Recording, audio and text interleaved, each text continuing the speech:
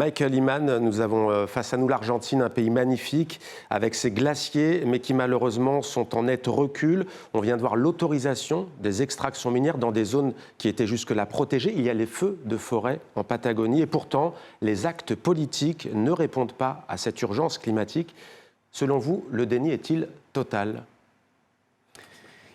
Oui. Malheureusement, nous nous trouvons dans une situation où les scientifiques, comme nous, sont attaqués parce que notre message est une menace contre les puissants, contre leurs intérêts, les extractionnistes, et qui sont liés au gouvernement conservateur, qui tentent de faire progresser leur ordre du jour contre le bien-être des gens qui sont censés représenter. Ce qui s'est passé en Argentine, c'est un exemple classique de ce que l'on voit se produire à travers le monde aujourd'hui. Alors on le voit aussi dans le reportage, il y a l'aspect économique. Selon une projection de la Banque centrale de l'Argentine, le pays pourrait tripler ses exportations minières d'ici 2030. Il y a parallèlement cette loi qui assouplit la protection justement des glaciers. Ça ressemble d'ailleurs à ce que vous avez déjà entendu côté américain, le fameux « Drill Baby Drill » de Donald Trump, fort, chéri, fort, Hindou Marou Ibrahim. On a vu aussi dans ce reportage comment les peuples autochtones étaient devenus des témoins particulièrement gênants. On pourrait clairement dire les derniers lanceurs d'alerte. Et on voit pourtant l'inversion accusatoire, cette jeune femme de la population mapuche qui est accusée d'avoir elle-même causé le feu. Comment est-ce que vous ressentez cela? Comment est-ce que vous accueillez ce témoignage que vous avez sans doute déjà entendu? Ma première réaction sur ça, les peuples autochtones ne sont pas de problème. On a des solutions parce que les peuples autochtones sont les protecteurs de la nature. Et comme ils vivent à côté de tout cet environnement qui leur donne à boire et à manger, eh bien, ils ne les détruisent pas. Et le fait de voir qu'elle est accusée, c'est injuste, c'est écœurant pour moi de voir qu'il est très facile de nommer un bouc émissaire que de prendre des solutions ou des responsabilités partagées. Et quand on voit les savoirs des peuples autochtones qui peuvent protéger cet environnement, eh bien, on est loin de que cette femme-là qui peut détruire. Et on a vu là où elle dort, on a vu là où elle vit. Donc ça ne peut pas être elle. C'est leurs intérêts économiques et ils cherchent un bouc émissaire, ce qui est dommage. C'est un intérêt vital pour les peuples autochtones de protéger cet environnement dans lequel ils vivent au quotidien. Lola Colomba, que retenez-vous après ce tournage avec Simon Rodier? Ce que je pense, c'est que ce que dit Hindou Marou Ibrahim est très intéressant. Effectivement, les autochtones mapuches, ils nous disent ça, en fait. Ils nous disent, regardez, nous, on s'occupe de la terre. Pourquoi on y mettrait le feu, en fait? Et au-delà des natifs, c'est ce que nous disent les habitants de la vallée d'Uspallata aussi. L'industrie minière, OK, elle va venir ici. OK, on va travailler quelques années, mais en fait, au bout d'un moment, elle va partir. Et en fait, derrière, qu'est-ce qui reste? Dans quel état il nous laisse l'environnement dans lequel nous, on va continuer d'habiter? Et vous avez eu les images, en fait, c'est très impressionnant. La Patagonie, en Europe, on a du mal à se rendre compte, en fait, de ces espaces-là. On peut rouler des heures sans croiser une ferme, une exploitation agricole, une activité humaine, une entreprise. Et forcément, en fait, on se pose la question de qu'est-ce qu'ils vont devenir, ces espaces-là, qui jusque-là étaient assez sanctuarisés par rapport à des pays voisins, comme le Chili, par exemple, où l'exploitation minière, elle est très, très présente déjà. Et en Argentine, il y a eu cette loi donc, sur les glaciers que vous avez évoquée, qui a été modifiée cette année, qui auparavant protégeait les zones glaciaires et périglaciaires. Et aujourd'hui, cette loi, elle est affaiblie. Et ça, c'est la stratégie de Javier Milei. Et pour comprendre ce qu'il fait, Javier Milei, il faut regarder ce qu'il dit en 2023, avant son élection. Il avait dit, en gros, moi, si une entreprise achète un terrain et qu'elle pollue la rivière sur ce terrain, je ne vois pas le problème. C'est le droit de propriété.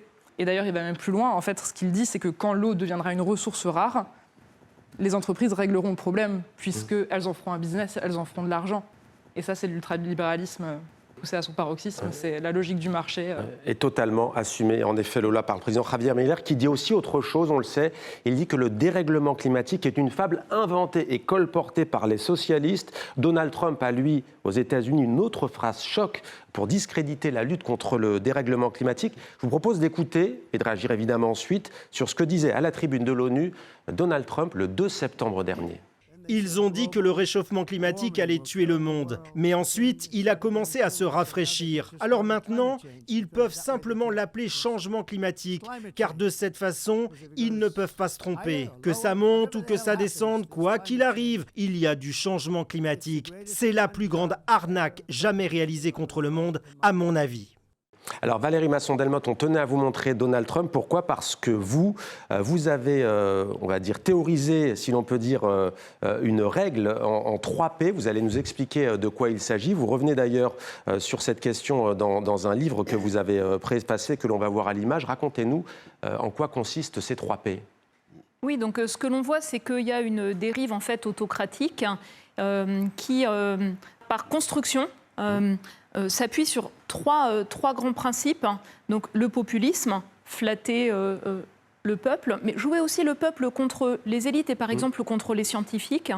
La polarisation, tout rendre clivant, au détriment de la place de réponses complexes à des problèmes complexes. Et la post-vérité, c'est aussi pour n'être redevable de rien. Quand les politiques publiques mises en œuvre sont catastrophiques, eh bien, on refuse tout système d'évaluation. Et pour ces 3 aspects, populisme, polarisation et post-vérité, la science est un ennemi.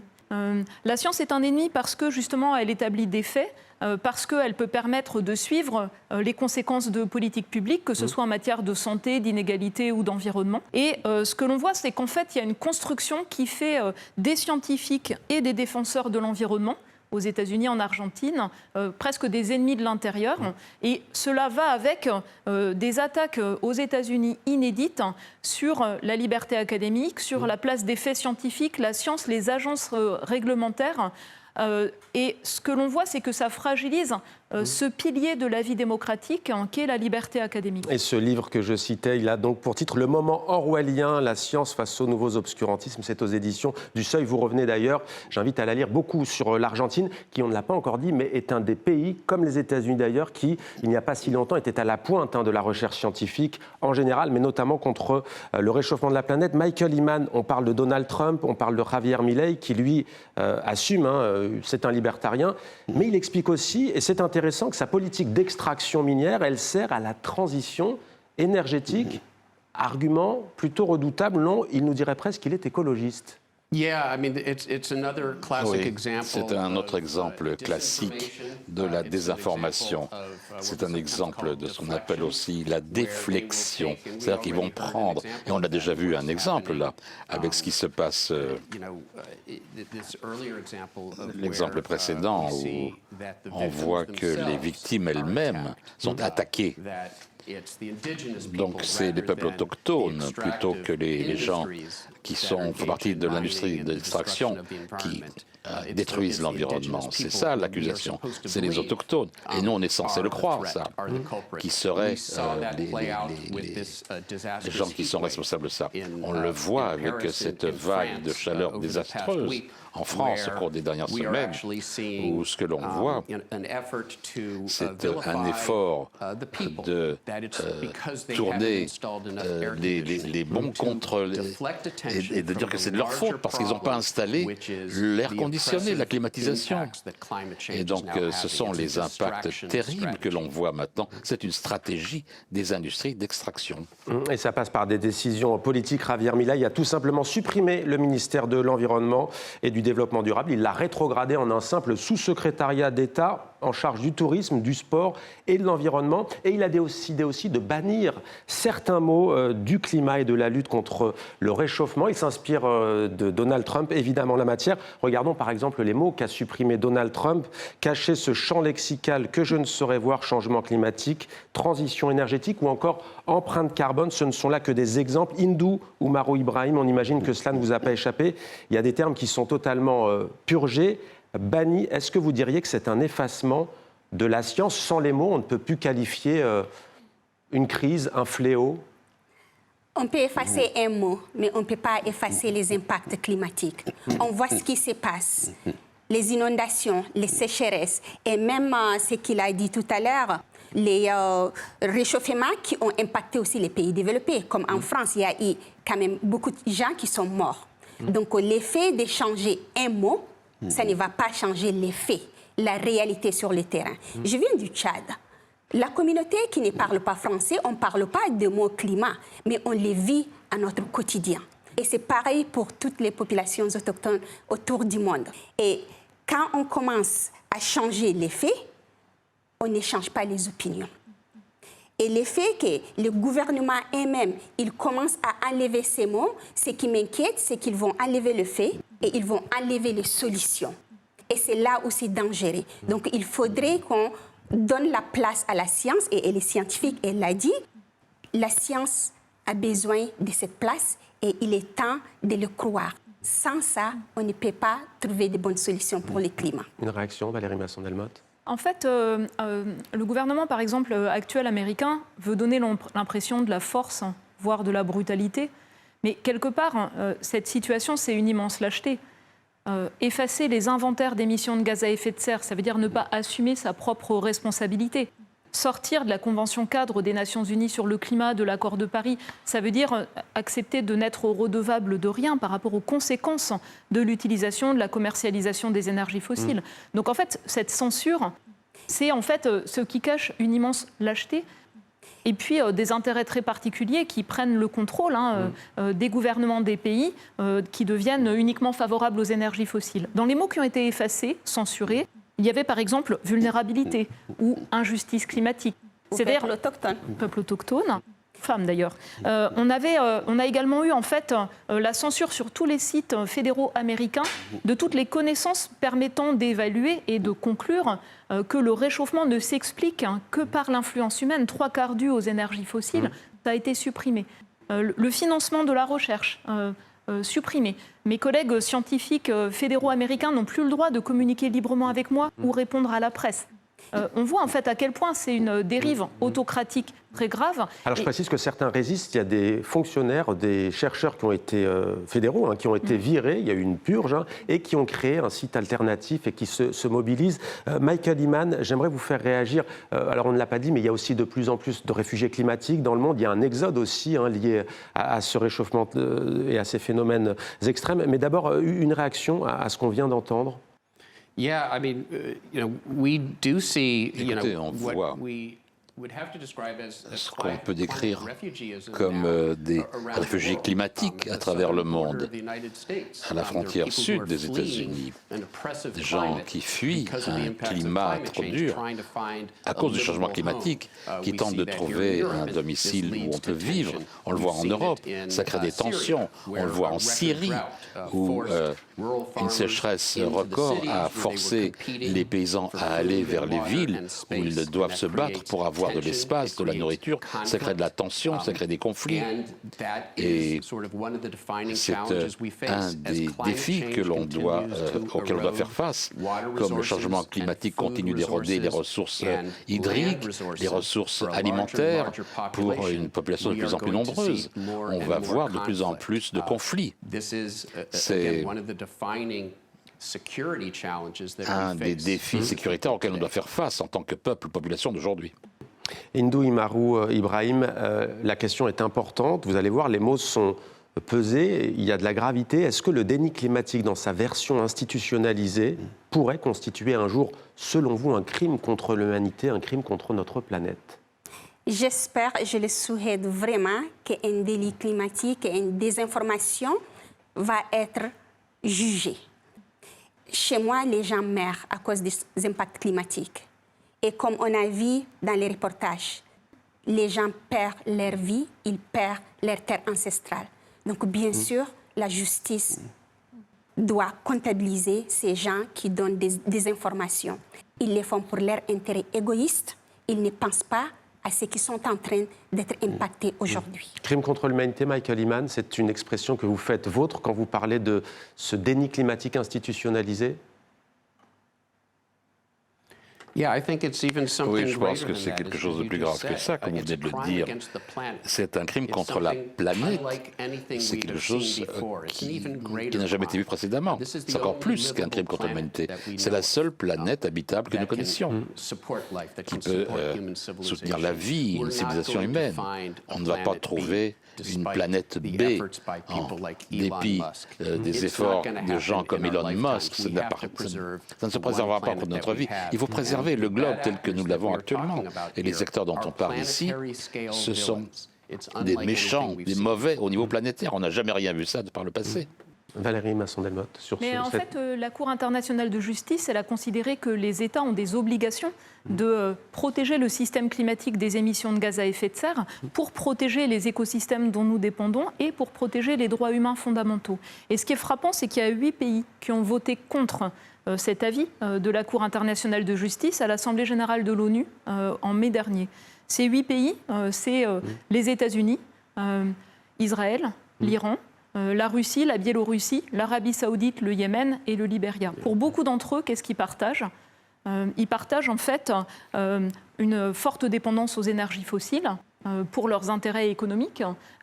Ils partagent également des conflits violents. Et finalement, c'est une guerre qu'ils font pas uniquement à leurs frontières, mais c'est une guerre qui se fait par rapport aux conditions de vie sur Terre. Effectivement, c'est ce dilemme entre l'activité économique et la réalité de cette nature qui nous rattrape. Regardez maintenant ces 3 cibles des désinformateurs. On l'a dit, les scientifiques, la liberté académique, l'accès à l'information et les scientifiques, donc eux-mêmes, les scientifiques. Vous en savez quelque chose. Michael Eman, votre vie a basculé en 1998 avec un graphique que l'on a très vite surnommé la crosse de hockey. Alors, je vais prendre le temps d'expliquer et vous allez nous raconter ensuite, vous, ce que vous avez vécu en tant qu'homme, en tant que scientifique. Il y a eu des procès en justice que vous avez d'ailleurs gagnés. Alors, c'est une courbe qui explique l'évolution des températures de l'hémisphère nord. Le long de la Manche que vous voyez, on voit une décroissance plus ou moins régulière des températures depuis l'an 1000 jusqu'à environ 1900. Et puis ensuite, la lame, ça va être une remontée en flèche des températures depuis 1950, on le voit, jusqu'au début des années 2000, la dernière décennie du XXe siècle, est probablement la plus chaude depuis plus de 1000 ans, Michael Eman. Et pour cela, vous avez été harcelé, attaqué. Est-ce que vous pouvez nous raconter ce que vous avez vécu et qui vous a mené cette bataille, pour ne pas dire cette véritable guerre? En fait, ce qu'il voulait, c'était votre mort sociale. Thank you. Yes, merci, oui, c'est vrai. C'est maintenant. Ça fait plus de décennies et demie. C'est dur à croire. Quasiment 3 décennies. Lorsque mon co-auteur et moi, on a publié cette courbe, ça donnait une vision très précise de l'impact profond des activités humaines sur notre planète. Et c'est devenu une menace pour les puissants, les méchants, les mauvais, dont on parle ici, ceux qui polluent et ceux qui travaillent dans l'industrie de l'extraction, qui ont considéré que cette crosse de hockey était une menace, parce que ça signifiait qu'il fallait s'éloigner de ces activités qui nous portaient des dommages. Il fallait aller vers les énergies renouvelables. Et ça a transformé notre travail une menace pour ces acteurs très puissants. Ils sont allés contre nous avec toutes les armes qu'ils avaient en main. Depuis quasiment 3 décennies, j'ai dû non seulement défendre non pas ma science, mais la science en général, qui est sous ce genre d'attaque. Et c'est vraiment, ça fait mal au cœur de voir que ça s'est mondialisé. On aurait pu penser que c'était quelque chose de localisé, un petit cancer localisé aux États-Unis. Eh bien non, ça a métastasé et on voit les mêmes tactiques utilisées aujourd'hui en Argentine. Vous avez déjà subi des attaques sur les réseaux sociaux, en quelques mots, toutes les deux peut-être ? Absolument. Donc, des fois, on publie les impacts climatiques et puis on soit juste attaqué parce qu'on dit non, c'est pas vrai. Parce que c'est juste la saison qui a changé. J'ai dit, je suis là dans cette communauté depuis plusieurs années et on voit les vrais changements et on les connaît, on les vit. Et quand on est classé par Forbes comme l'une des 100 personnalités les plus influentes de la planète, on imagine qu'on est encore plus ciblé ? Oui, j'ai fait l'objet d'un ensemble d'attaques, dénigrements, ce qui relève de la diffamation. Aux États-Unis, sur des séries de conférences aux États-Unis, des menaces de mort, parce que là, il y a une brutalité, en fait, qui est sans commune mesure. Et ce que je voulais mentionner, c'est que finalement, moi, dès le début où j'ai commencé à travailler en sciences du climat dans les années 90, j'ai vu le rôle des marchands de doute qui, à l'époque, faisaient un rideau de fumée avec des faux experts, avec des arguments bidons, entre les connaissances scientifiques qui étaient déjà là et le grand public. Mais en fait, à partir de ta situation, Michael, et puis par la suite, ça a changé d'échelle. C'est-à-dire c'est vraiment devenu prendre d'abord les scientifiques individuels et puis ensuite plus largement des champs entiers de production de connaissances comme des cibles. Et pourquoi ? parce qu'en fait, les faits scientifiques, ils sont terriblement clairs. Parce qu'il y a l'expérience vécue des impacts qui s'aggravent. Tout le monde peut prendre la mesure de la dangerosité du changement climatique, notamment après des vagues de chaleur mortelles. Et puis enfin, les alternatives sont là. On sait en fait comment se passer des énergies fossiles, on sait produire de l'électricité décarbonée, renouvelable, on sait utiliser des batteries pour électrifier des véhicules. Et ça, pour ceux qui sont liés aux intérêts fossiles, c'est le pire en fait. C'est perdre en fait leur rente et du coup ça les rend extrêmement agressifs. Et ça provoque aussi ce qu'on pourrait appeler la fabrique du mensonge. Vous regardez À vrai dire sur TV5 Monde. Dans quelques instants, nous verrons qui sont les désinformateurs climatiques. Mais avant ça, je voudrais vous montrer les narratifs, ce qu'on appelle les récits de la désinformation climatique, qui ne sont pas les mêmes partout dans le monde. Ça change en fonction des continents. Vous allez voir, c'est très intéressant en fonction que l'on soit en Afrique, en Europe. Alors en Europe, la transition écologique détruit l'économie, c'est un frein à la croissance. En Amérique du Nord, le changement climatique n'est pas causé par l'homme, il serait donc naturel, il fluctuerait au gré des décennies et des siècles. En Amérique latine, c'est la protection des forêts qui freine le développement. On évoquait les peuples autochtones qui vivent de ces forêts, notamment l'Amazonie, pour ne citer que le Brésil. En Afrique, c'est très intéressant aussi, l'Afrique n'a aucune responsabilité climatique. L'Océanie, les impacts climatiques sont exagérés. Asie, le développement doit passer avant le climat. J'aimerais qu'on s'arrête sur l'Afrique. Hindou Oumarou Ibrahim, l'Afrique n'a aucune responsabilité climatique. Est-ce que c'est quelque chose que vous entendez sur le continent? Et est-ce que les journalistes africains se sont emparés de cette désinformation climatique comme sujet? Non pas le réchauffement en tant que tel, mais la désinformation. On le dit tout le temps. Et on ne différencie pas la responsabilité d'un pays comme le Tchad ou d'un pays comme l'Afrique du Sud. Et donc, il y a des grands pays émergents qui sont en Afrique qui sont aussi responsables. C'est pas un seul pays, l'Afrique, c'est 54 pays quand même. Donc, il y a ceux qui sont responsables, qui sont émergents, qui doivent prendre des actions pour la transition écologique, qui peuvent aussi passer de tous ces fossiles et qui peuvent prendre des responsabilités sur les adaptations ou l'atténuation au changement climatique. Mais il y a des pays qui sont petits, mais on a tendance à se cacher derrière tous ces petits pays et on se défiscalise de toute la responsabilité. Et ce qui est simple, on le voit sur les NDC, sur les contributions nationales déterminées, où les États ne veulent pas prendre la responsabilité sur une trajectoire d'un carbone neutre, mais plutôt ils veulent continuer, ce qui est dommage.